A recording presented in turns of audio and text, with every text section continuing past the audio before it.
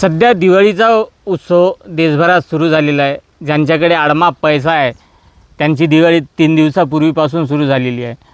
अशात सकाळी दरम्यान मला एका गावामध्ये अल्पभूधारक शेतकरी घरासमोर बसून होता. त्यात एक 5-6 वर्षाचा मुलगा आणि 4 ते 5 वर्षाची मुलगी, दोघंही भाऊ त्या शेतकरी वडिलाजवळ येतात आणि त्यांना प्रश्न करतात, बाबा दिवाळीचे आम्हाला कपडे आणि फटाके घेऊन द्या ना, कधी घेऊन देता सांगा ना.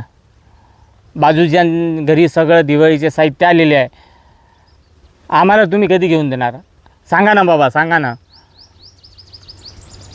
असे प्रश्न त्या आताच झालेल्या शेतकरी वडिलाला ते मुलं विचारत होती.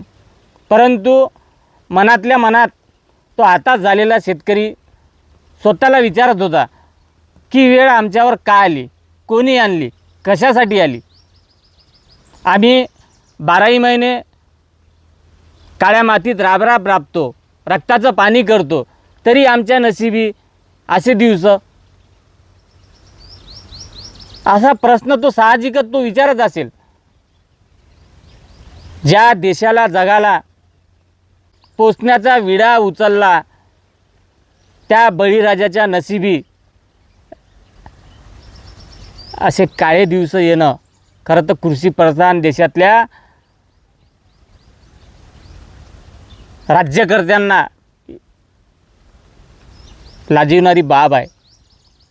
मित्रहो, शेतकरी हा स्वतःसाठी जगत नाही, तो दुसऱ्यासाठी जगतोय. तत्कालीन पंतप्रधान लाल बहादूर शास्त्री यांनी जय जवान जय किसानचा नारा दिला होता. आज शेतकऱ्यांजवळ पैसा नाही तर तुम्ही बघा कुठल्याच मार्केटमध्ये गर्दी नाही.